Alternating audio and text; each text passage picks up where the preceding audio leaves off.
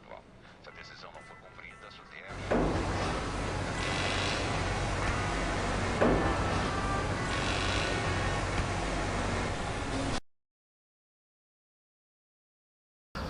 Então, eu acho que qualquer filme sempre tem vários pontos de partida, né?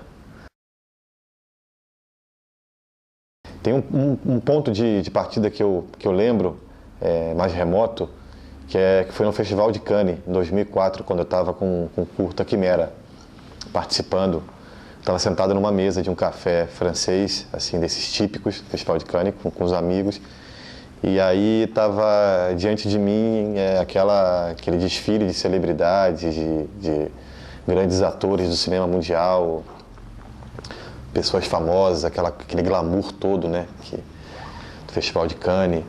E aí eu olhando aquilo, eu me sentia assim uma formiguinha, né, um brasileiro com curta-metragem no meio daquela coisa toda, daquele teatro todo. Eu me sentia ali quase uma formiguinha, né? Um anônimo. Me sentia ali olhando aquilo e sem ter muito acesso àquele mundo, né? Eu apenas olhava ali e aquela imagem começou a se transmutar e a virar, e eu comecei a ver uma imagem da multidão no centro do Rio de Janeiro. E ali, naquele momento, eu comecei a escrever as primeiras linhas do Transeunte. Digamos, esse pré-argumento do filme, né? Essa ideia essencial, que é a história desse homem, um homem que é um anônimo, um senhor de idade, que é solitário, e que não tem ninguém, não tem família, não tem filhos, e, portanto, não tem ninguém para contar a história dele, não tem ninguém para contar a passagem dele pelo mundo. O Fernando Bezerra, eu estava agora justamente falando com ele pelo telefone há 10 minutos atrás, e ele é um ator maravilhoso, excepcional, que faz teatro há 50 anos. Né? É um grande ator que trabalhou com grandes mestres do teatro brasileiro, com Zimbinski, com Antunes, faz muito teatro em São Paulo, basicamente, escreve, ele é autor também, dirige também, e eu buscava um ator não identificado com o grande público, né? Um ator que não tivesse uma imagem associada no imaginário do grande público, né? Um ator que não fosse reconhecido pelo grande público, né? Ou seja, um ator que não estivesse na novela ou na televisão. Então eu queria um ator, assim, um grande ator, e queria um ator desconhecido do grande público. E foi aí aí eu procurei muito esse ator, foi bastante difícil, foi uma busca árdua, mas numa conversa com o Walter, que é o Walter Salles, que é meu amigo e produtor do filme, ele me lembrou do Fernando Bezerra, né? Ele lembrou do Fernando, o Fernando fez uma participação no Linha de Passe, encontrei o Fernando, a gente conversou e aí era muito claro, assim, né? A transiluminação, né? Ali naquele momento eu peguei uma câmera digital igual a essa, coloquei no rosto dele, comecei a conversar com ele e aí era claro, assim, que era o expedito, né? O destino do filme estava marcado ali, naquele momento, naquela decisão, naquela escolha definitiva para o filme. O processo do filme demorou aproximadamente 3 anos e meio. Eu convidei a Manuela Dias para escrever o filme comigo, a roteirista. A gente escreveu o filme, foi um processo muito, muito rico, muito intenso, porque foi um processo simultâneo, assim, de quase uma tabelinha, uma simbiose entre um trabalho de escritura, de dramaturgia, um trabalho muito intenso, e com o trabalho de campo, um trabalho, né, de imersão na realidade, no centro do Rio, nas caminhadas, nas conversas que a gente tinha com as pessoas, nas gravações de depoimento, a gente ia gravando muita coisa em áudio, e dessa observação da realidade, desse embate com a realidade, desses encontros, o filme foi surgindo, né? já na dramaturgia dele, no roteiro dele, que era afetado permanentemente por essa experiência da cidade, pela nossa experiência da cidade. E os lugares, né? Quer dizer, as cenas, várias cenas foram inspiradas por locações reais, por situações reais do centro do Rio, da vida da cidade, né? Dessas pessoas que a gente ia observando. Inclusive a Seresta, né? É um exemplo disso, muito claro. Aquela seresta que permeia o filme, é uma seresta que eu achei, que a gente achou durante as andanças pelo Saara, as esquinas, os bares, as praças do filme, o espaço público ele é incorporado como potência cênica, né? Permanentemente no filme, né? A cidade é uma personagem do filme também. Então todo esse trabalho foi essencial, assim, né? De se lançar no caldeirão da cidade e descobrindo esses lugares, incorporando esses lugares como matéria viva, poética do filme. Incorporou o fotógrafo do filme, Miguel Waziliskis, né? Que se juntou nesse trabalho, nessas andanças pelo centro, e já investigando, né? A gente já investigando e descobrindo a concepção estética do filme, né? A imagem do filme.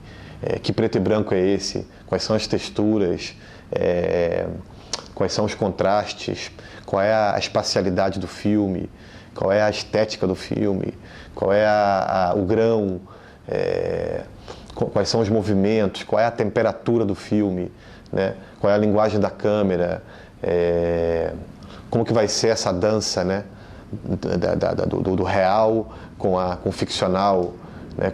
Do planejado com o improvisado, como que o acaso vai se incorporar na cena do filme. Então todo esse processo do filme foi muito importante, né? Muito importante para descobrir a linguagem do filme. E aí a filmagem depois, né? A gente veio à filmagem, foi uma equipe de 25 pessoas aproximadamente, uma equipe relativamente pequena, pensando que a gente filmou em Super 16, né? Enfim, e isso tudo com respaldo da Videofilme, né? Que é a produtora do filme, respaldo total, assim, sempre acreditaram muito no projeto, na potência do projeto. E esse trabalho fotográfico, muito intenso também, de pesquisas, né? Nesse trabalho fotográfico, a gente fez quase 1000 fotografias do filme, fez storyboard de cada imagem, de cada lugar, estudando a luz do filme. Então esse trabalho do processo foi muito importante para o filme. Isso eu quero ressaltar, assim, que isso foi muito valioso e ter o respaldo da Videofilme, né? O orçamento é um filme de BO, né? Está em torno de 1 milhão. A gente conseguiu alguns editais de Paulínia, que foi importantíssimo para o filme, que foi onde a gente teve grande parte da verba. E que foi muito, muito, muito importante, que veio no momento certo, que digamos assim... necessário e agilizou, né? Viabilizou e agilizou a realização do filme, né? Possibilitou para a gente, naquele momento, né, onde a gente estava pronto para filmar criativamente, a gente estava transbordando, permitiu que naquele momento a gente fizesse o filme, que a gente filmasse.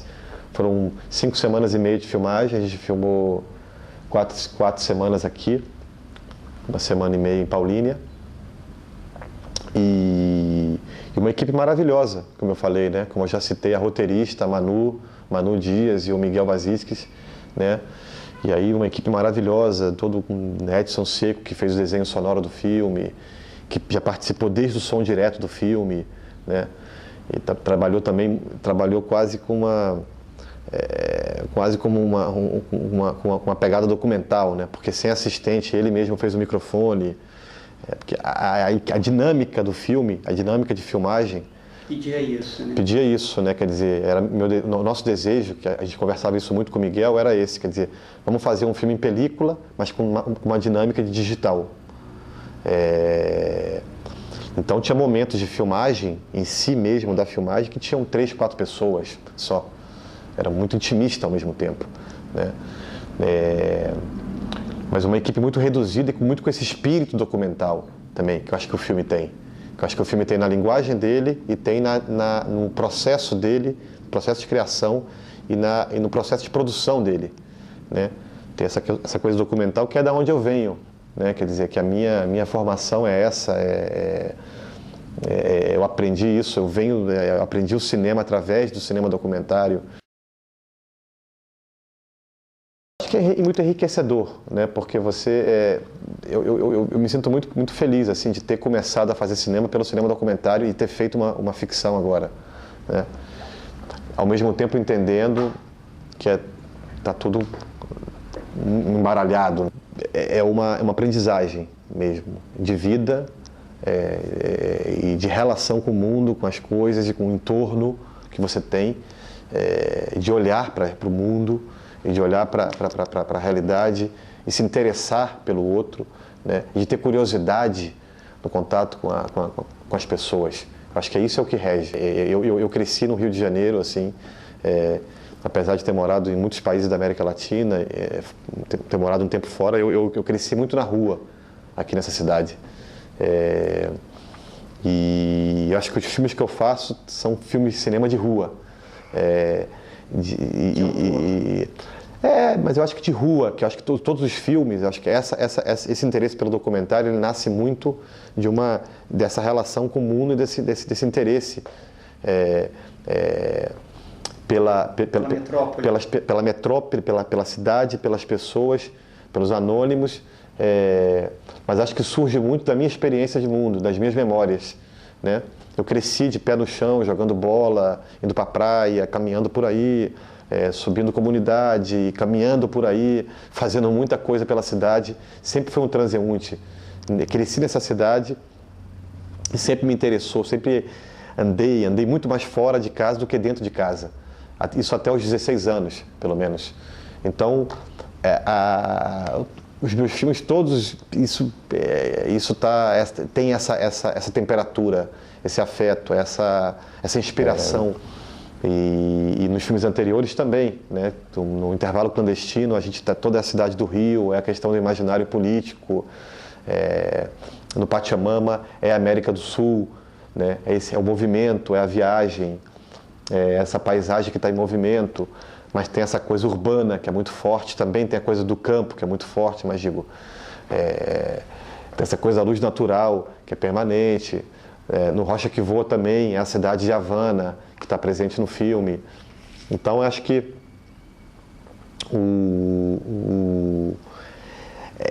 eu acho que aí vem o documental, vem essa ideia da câmera-corpo, vem essa ideia de me sentir no meio da multidão, de me sentir também um a mais no meio da multidão, de tentar através... de interagir com a multidão e de, ao mesmo tempo, então, acreditar que o cinema pode traduzir as minhas sensações do meu corpo, do meu inconsciente, né? Desse meu trânsito, seja pelo Rio de Janeiro, seja por Havana, seja por La Paz, seja pelos Andes peruanos. Mas a minha sensação é essa. Assim, se tem alguma coisa que o documentário me ensinou, é isso, é o mínimo, é o mais, né? Transformar o mínimo em potência. É a sensibilidade e a simplicidade da vida, né? É a câmera-corpo, é de como o cinema pode traduzir e materializar essas sensações, né? Pode materializar imagem e sons, esses sentidos, né? Uma ideia muito mais simples do cinema, né? Mais sensorial, que acho que essa é a minha relação com o cinema que eu tenho também. Essa ideia de estar querendo uma ideia muito mais, uma relação muito mais menos de cinéfilo, porque eu não me considero nenhum grande cinéfilo assim. Você assiste filme? Eu assisto filme, mas eu me sinto desatualizado e eu vejo muito menos filmes que vários amigos meus, assim, que eu sinto que veio muito. Eu não sou um grande cinéfilo. Qual foi o último filme que você viu? Você lembra? Do Melancolia. Gostou? Pô, não é questão de gostar ou não gostar, vai mais além do bem e do mal, né? Lars von Trier é contundente, é único, né? Você goste ou não, acho que é um autor necessário hoje no mundo, né? Então é necessário para dar uma chacoalhada, para inspirar, para errar, para provocar.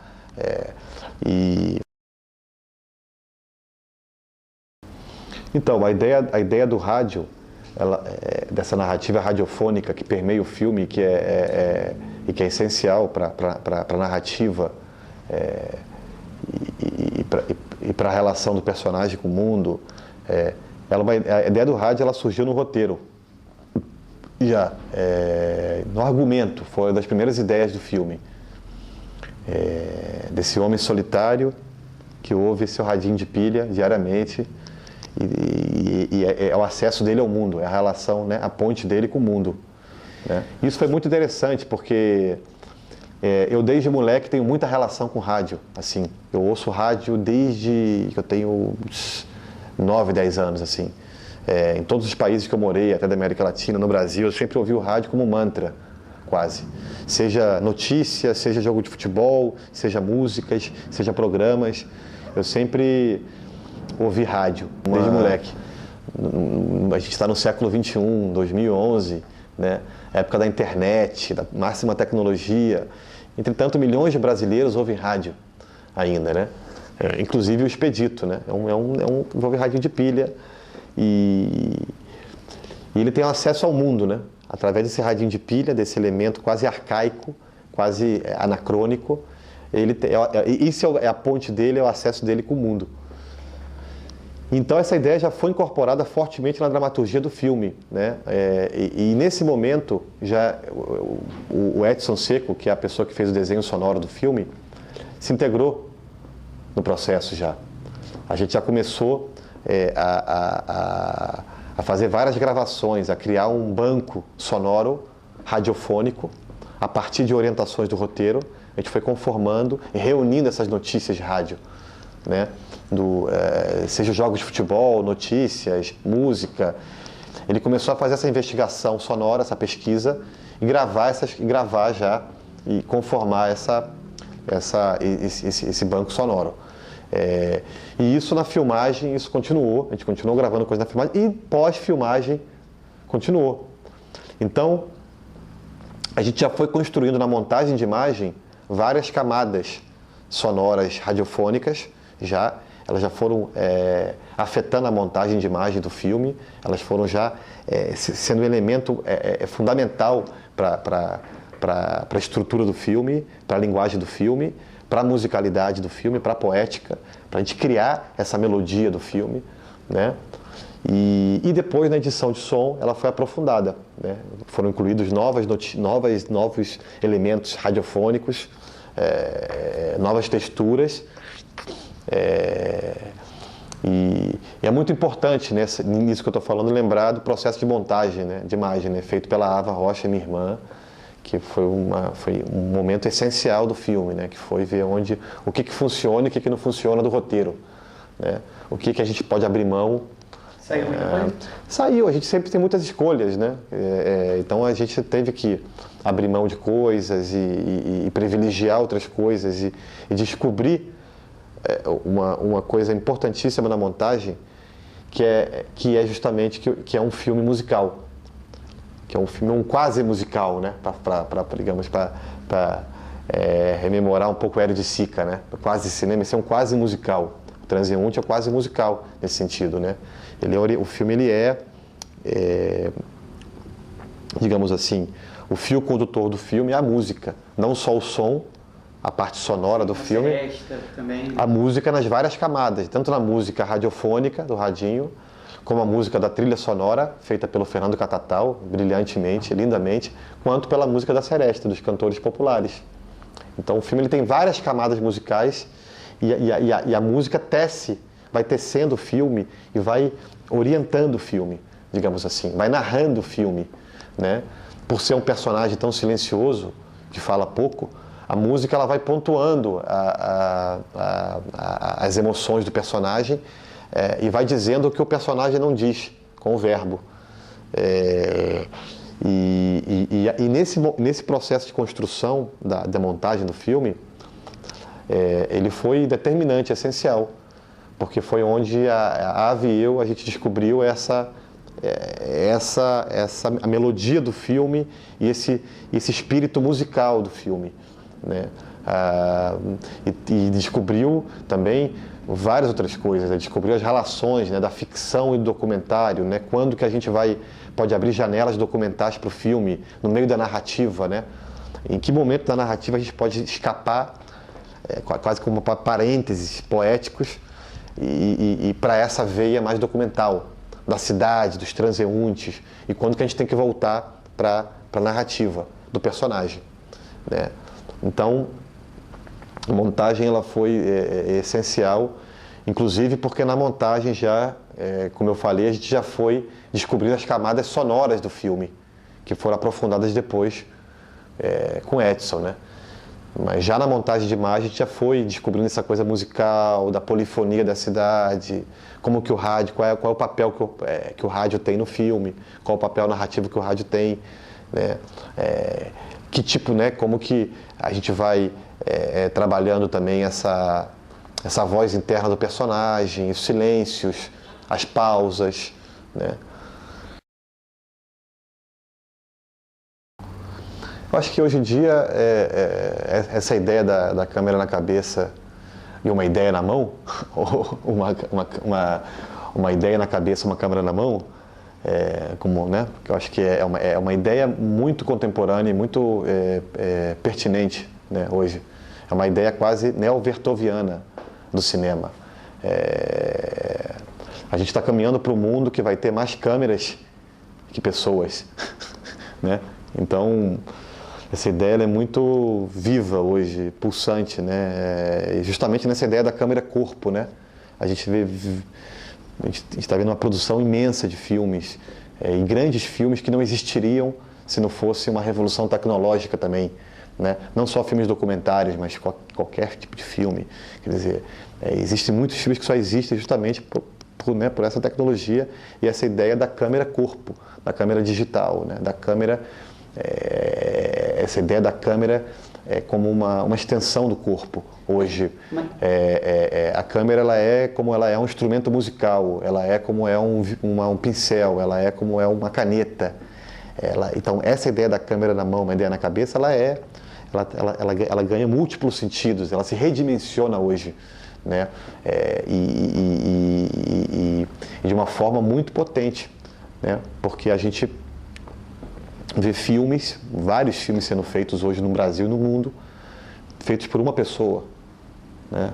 O Pachamama é uma experiência muito forte para mim, né? Um filme que eu lancei ano passado, que é esse documentário pela América do Sul, esse road movie, onde o processo se concentrou em mim. Assim, eu filmei, dirigi, fiz grande parte do filme sozinho. Então acho que essa ideia é a que me interessa, da câmera, da câmera-corpo, dessa ideia da respiração, né? A câmera, como que os filmes podem materializar a dúvida, as dúvidas, as tensões, os embates de cada pessoa com o mundo, né? As lacunas, as memórias, os encontros, né? Como que essa relação com o mundo, através dessa câmera-corpo, pode traduzir isso. O único que cada pessoa tem do mundo. São formas de sentir o mundo que são únicas. Eu acho que a arte, à medida que ela consegue materializar essa coisa própria de cada um, essa coragem de ser de cada um, eu acho que aí é onde ela ganha um papel assim, sublime, assim, né? E realmente transcendental para mim. É onde ela acontece. O novinho, acho que é um cinema que tem por aí que não me interessa tanto, assim, né? Então eu acho que eu me sinto assim, vivendo um momento muito interessante da história do Brasil e do mundo, né? E do cinema também, né? Um momento onde eu me sinto muito livre para fazer os filmes que eu quero, né? Por isso que a gente falou, por uma certa revolução tecnológica, pelas possibilidades do digital, pela possibilidade do novo artesanato de fazer um filme, A gente está voltando ao artesanato também, essa simplicidade, né? Você pode fazer um filme com uma câmera dessa, pode editar na sua casa o filme, depois pode editar o som na sua casa, pode fazer o filme. Esse filme pode circular o mundo, né? E você pode fazer ele de uma forma muito artesanal. Então, esses novos paradigmas de produção, do artesanato, do fazer cinematográfico, eles me atraem muito. Eu me sinto muito livre, né? Nesse sentido, e muito privilegiado de estar vivendo esse momento, né?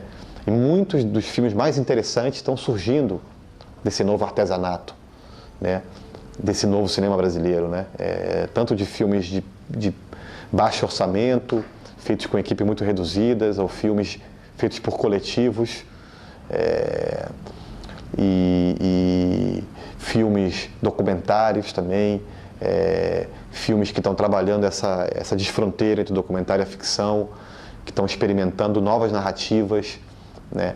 Então me interessa muito ver isso hoje, como que o momento que a gente vive, essa revolução técnica, como que isso pode inspirar também novas linguagens, novas narrativas, outros olhares, outras formas de sentir o mundo. Eu acho que a gente está num momento muito rico nesse sentido, muito vasto de possibilidades. Eu vivo de cinema há 11 anos, assim, é o meu ofício, é o meu trabalho. Eu dependo disso, eu vivo disso, de audiovisual, tanto de cinema como alguns trabalhos que eu faço para o Canal Brasil, tem alguns parceiros de televisão pública, tenho alguns projetos, trabalho de diretor, também produzo filmes, fotografo. Então, para mim, assim, eu sobrevivo desse ofício há 11 anos. E faço os filmes que eu quero. Porque acho que uma coisa não exclui a outra. O fato de fazer os filmes que eu acredito, os filmes ditos autorais, ou filmes sem concessão, isso não exclui o fato de você viver deles, né? A gente vive como malabarista, né? Às vezes a gente não ganha diretamente de um projeto, mas a gente ganha de outro, que alimenta esse. E acho que o cinema é um ofício como qualquer outro, na verdade, né? O cinema ele nasceu com uma dupla vocação já, né? De ele ser uma arte e um mercado, e uma indústria, né? O cinema não é arte ou indústria, ele é arte e indústria. Ele pode ser arte e indústria.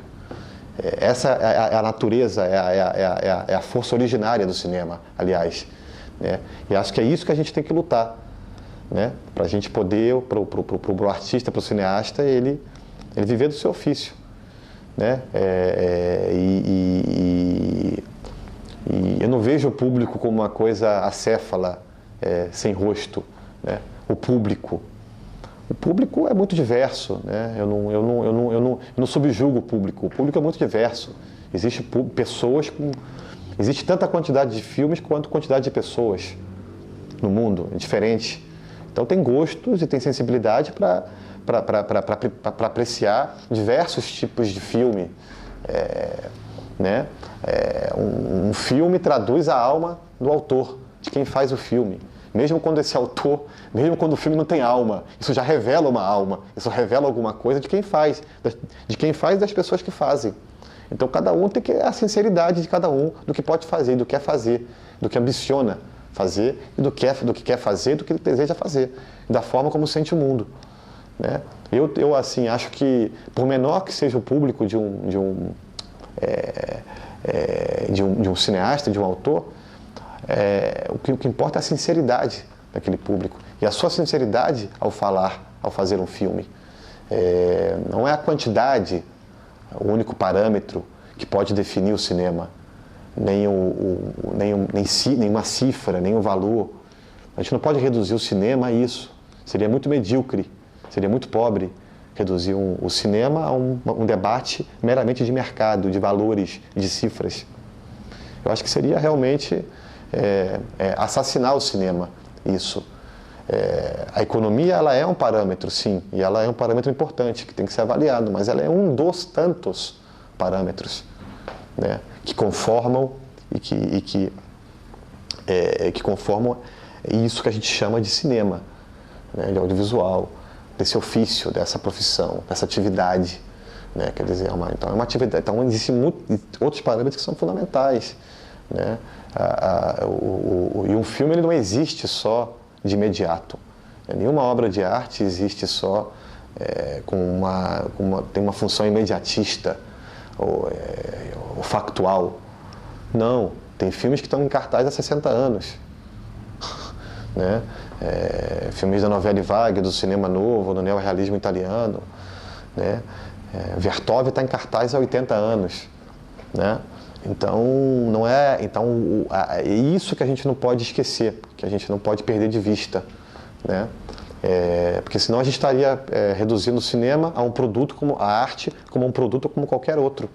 E não, eu acho que existe uma especificidade que é justamente isso. A gente vive uma sociedade diversa, então a gente precisa ter uma cinematografia diversa e precisa espelhar isso, essa diversidade que é a comunidade que a gente mora, o Brasil, né? Então eu acho que quanto mais a nossa cinematografia ela alcançar essa diversidade estética, regional, mais a gente vai estar construindo uma cinematografia rica, sólida, e que vai para o mundo também, que pode traduzir o lugar que a gente mora, a nossa cultura, a nossa experiência como civilização, a nossa época, né? Isso que eu acho que é o desafio que a gente tem. E não alimentar uma falsa dicotomia entre arte e indústria, cinema de autor e cinema de público, dá público ou não dá público. Que, aliás, é uma discussão que os próprios críticos e cineastas mais interessantes incorporaram ela. Nós mesmos, às vezes, terminamos introjetando, incorporando essa discussão como uma questão relevante. E não é. É uma falsa discussão, é estéril, na verdade. Porque, na verdade, não é questão de ter público ou não ter público.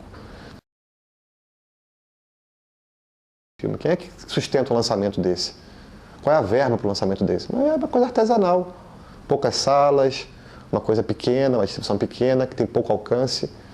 Não envolve milhões, não envolve uma grande máquina. Entendeu? Então as pessoas não sabem que o filme existe. Então a gente tem uma questão que é fundamental, que é a questão da distribuição e da exibição dos filmes.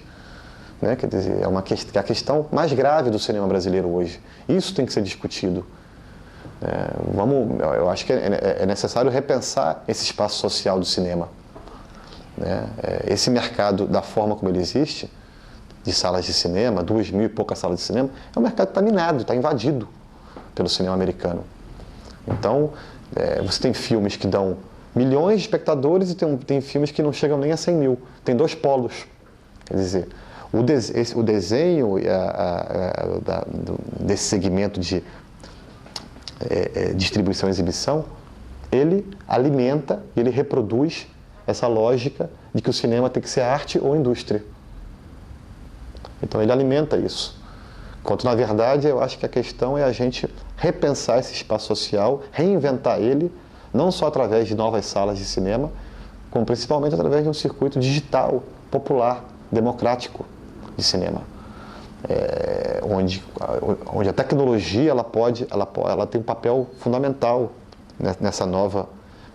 nesse novo desenho de mercado. Né? Que é aí onde o cinema pode reconquistar um espaço social que ele perdeu, né? Por uma série de motivos. Aí ele pode encontrar um novo lugar de contato com as pessoas. Eu tô nesse momento lançando o Transeunte. A gente está viajando pelo Brasil e para fora do Brasil, por festivais, divulgando e lançando filme.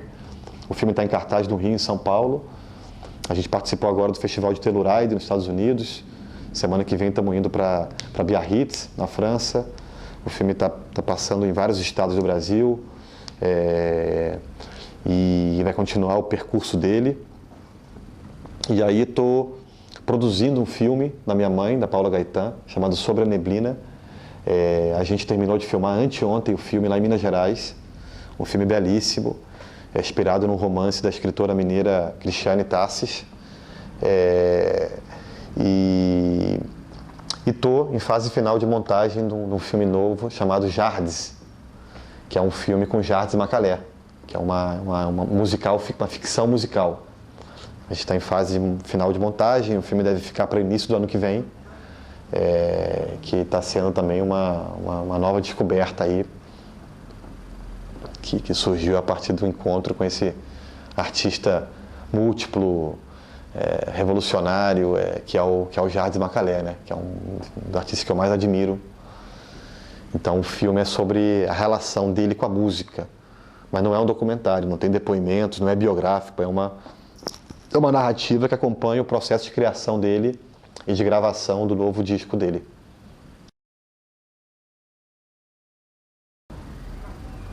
A gente se vê no Vertente do Cinema.